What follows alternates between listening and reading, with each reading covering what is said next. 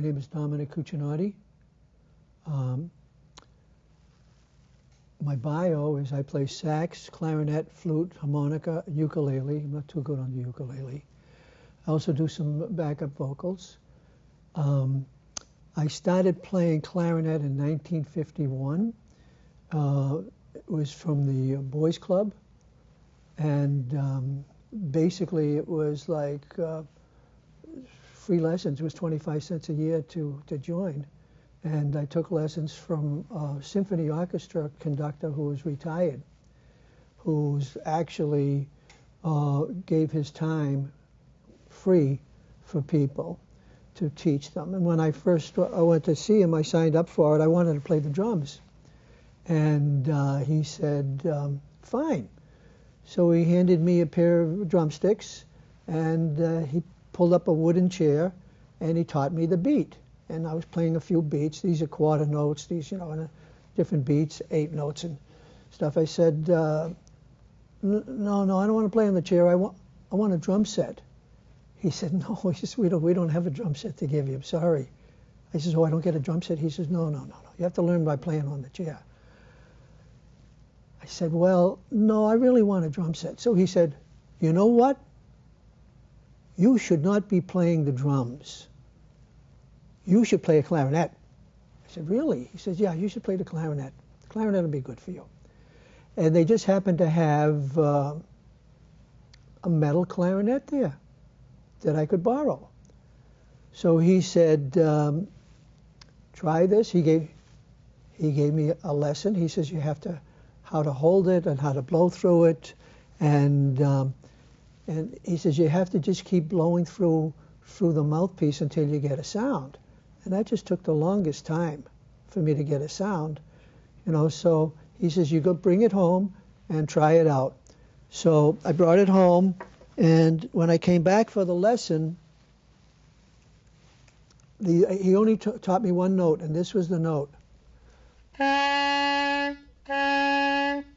So I played that note over and over and over again.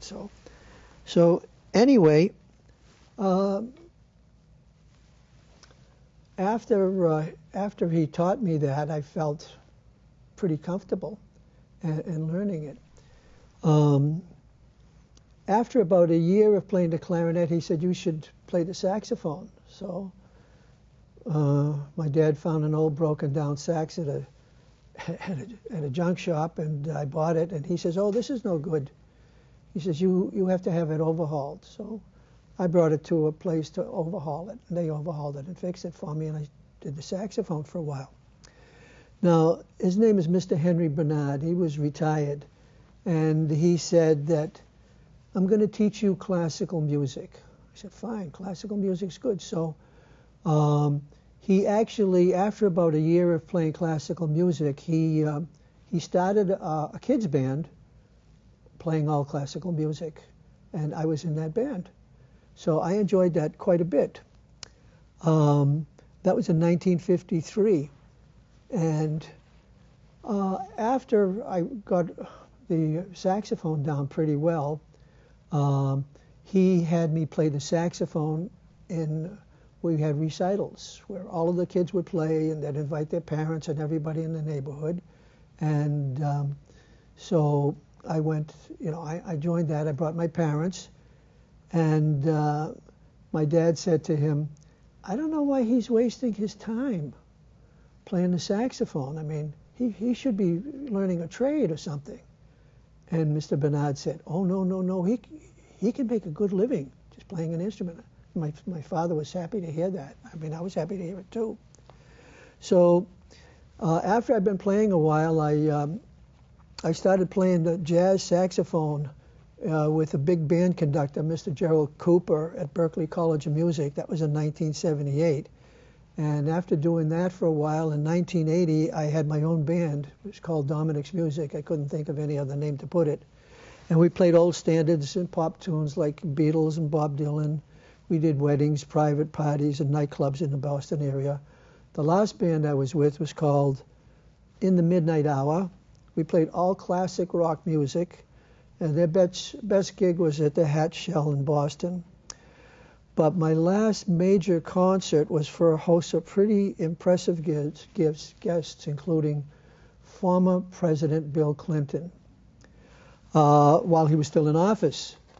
We played at the Park Plaza Hotel, which actually the castle, it was called the Castle across from the Park Plaza. Senator John Kerry was there, and Ted Kennedy. I played in the 22-piece John Payne saxophone choir at Park Plaza Castle in Boston.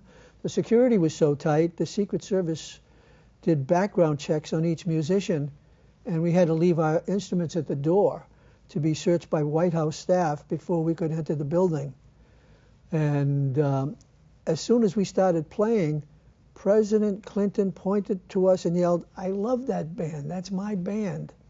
And we were upstairs on a balcony, and we brought an extra saxophone for him because we knew he played sax, because we figured he'd want to play.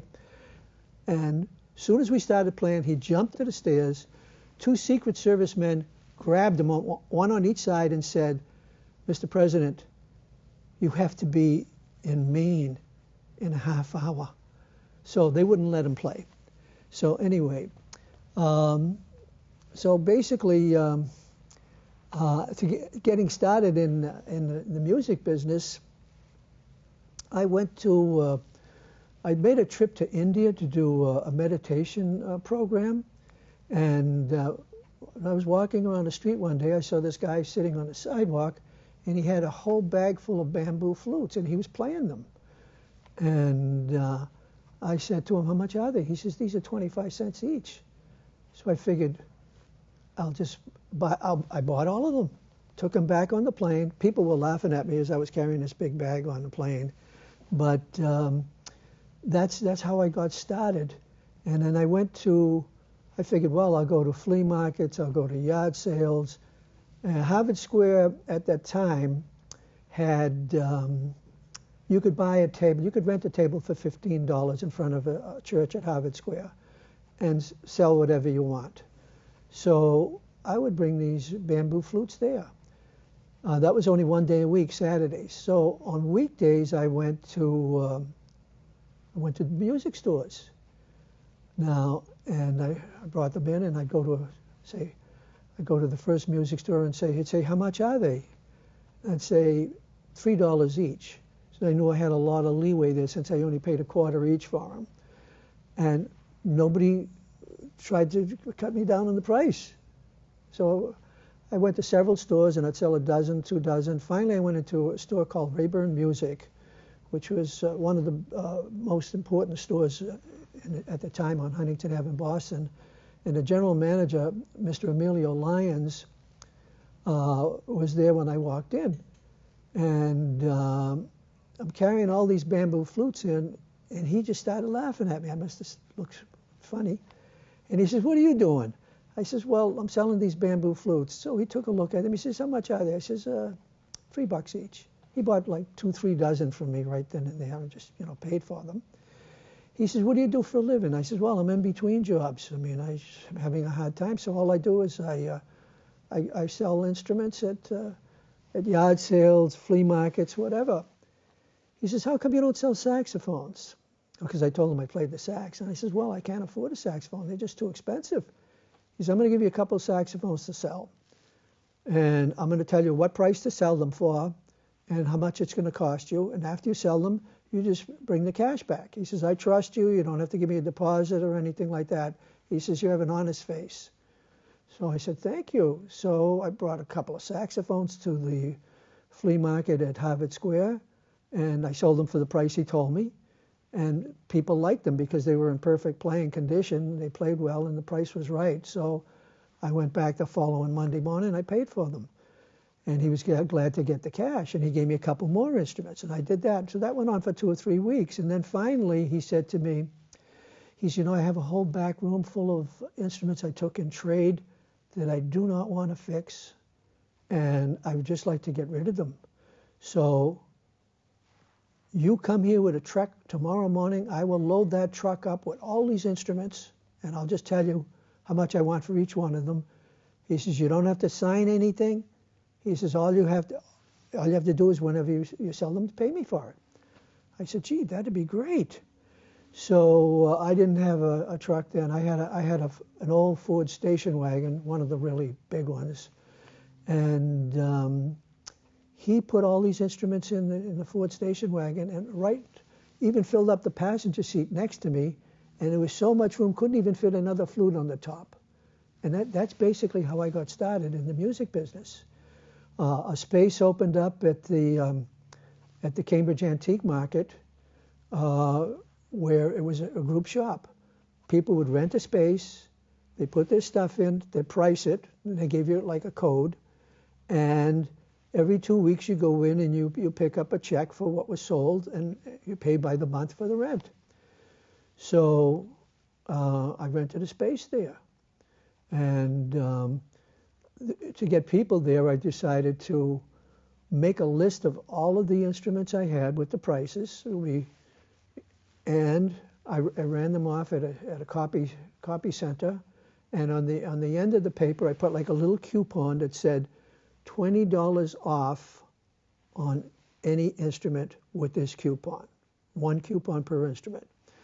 And so I would just go there all day long and wait for people to come in. So the flyers, the first thing before the store opened, first thing in the morning, I would take the flyers and I would put them up at Berklee College of Music. Berklee College of Music probably has 30 or 40 bulletin boards. MIT probably has 30 or 40 bulletin boards. Northeastern, Boston Conservatory, Harvard University had one building that was just for music. Also, Boston University had one building just for music. So I'd put up maybe 40 or 50 flyers every day before I came in, and I'd wait for people to come in. As soon as somebody would come in and they'd be holding this coupon, I knew I had a definite sale. And they would show me the coupon and they'd say, listen, I got a $20 coupon here, and I want to buy this flute or this saxophone or this clarinet. And so I would sell it to them. So that's basically how I got started in the music business. Ever since I was a kid, I had a strong desire to play music. And when I was 9 years old, I lived in the West End of Boston. They had a group called the Peabody House, which was, for everybody to join and do whatever. And so I went there. It was like a Christmas time. They had an MC that was bringing in acts and showing people different things.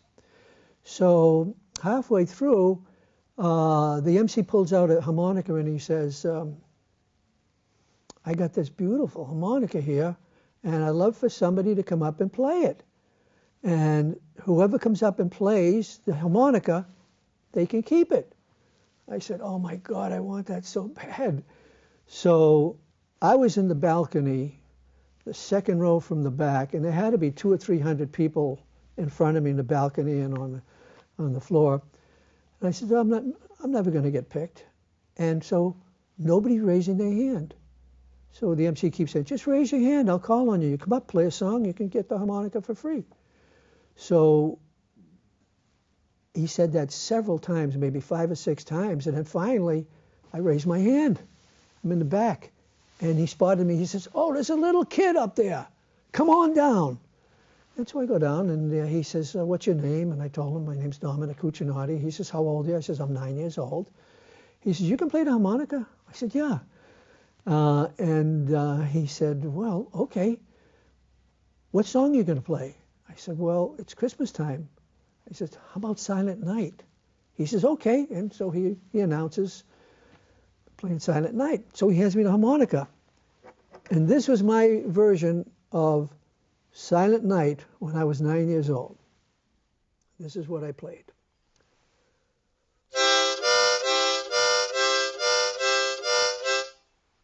He grabs the harmonica away from me and he says, that ain't Silent Night. I said, oh yeah, I realized it wasn't. When you're a little kid, you think you can do everything. The whole place was laughing so hard I couldn't believe it. They were in stitches. There was one lady in the front row. She had thick, thick glasses on, buck teeth, And she was laughing so hard, she was going all the way back, all the way forward, slapping her hands on her knees. I'll never forget that. And I said to the guy, do I get the harmonica anyway? He says, yeah, your mouth was on it. Take it, get out of here, kid. So I just learned how to play Silent Night. You know, you can buy these books that have these numbers that have like, if it's like number 6 and the arrow's pointed up, it means blow. If it's number 6, the arrow's pointed down, means draw. So I'm going to give you my rendition of Silent Night. Don't forget, I'm a sax player, not a harmonica player, but I'm going to just do the best I can on this.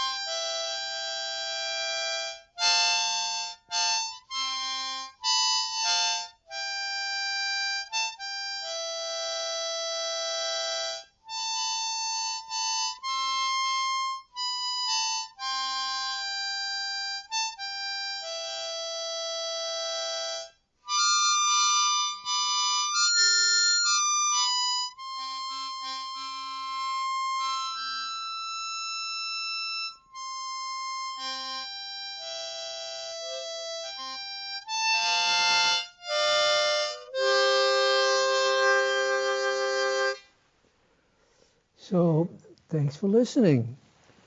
I brought some instruments here to just play a few other songs. I started playing flute in 1970. My teacher, Mr. Bernard, was constantly telling me, you should do the flute, play the flute, learn how to play the flute. I said, fine.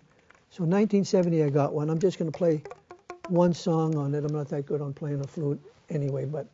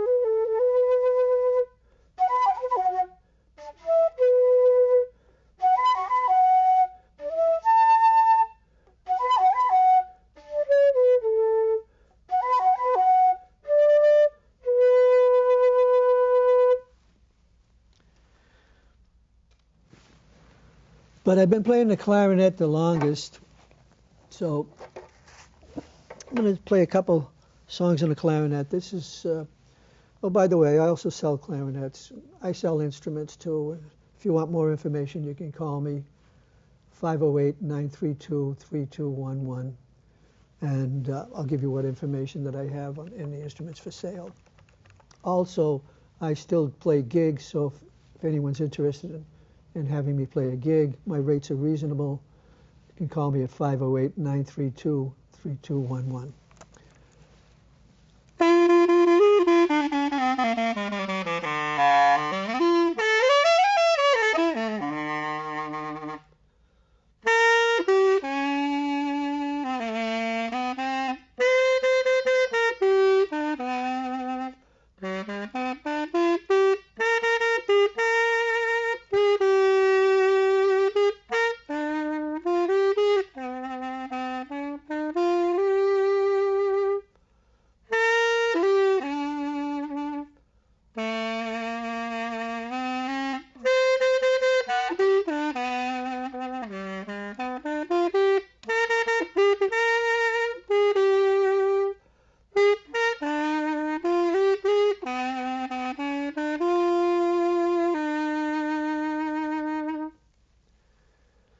My favorite instrument is saxophone. I played the saxophone all through high school, but I really enjoyed that. And but clarinet was the one that I learned first.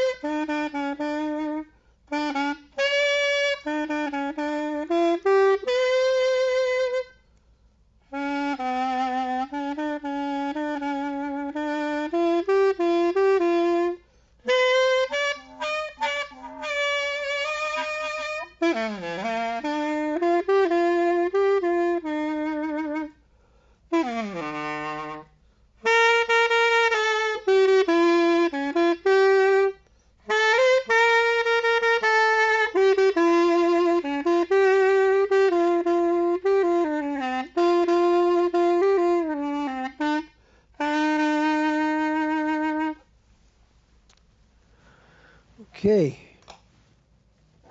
don't have much time left, so I'm going to get a few saxophone songs in here.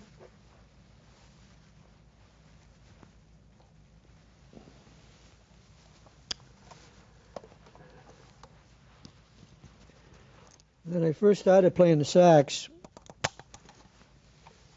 it sounded horrible. And when I practiced, I had to lock myself in the bathroom in my house because the sound was terrible. But it was worth it.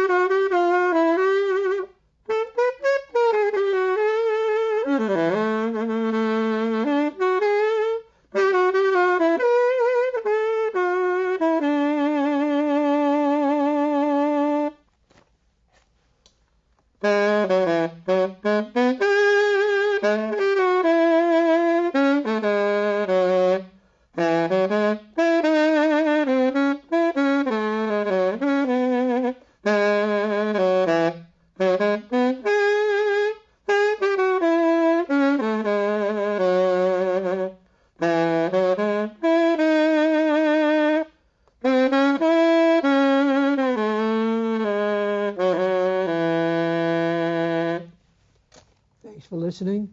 Thanks for watching. For more information, call 508-932-3211. Have a good day.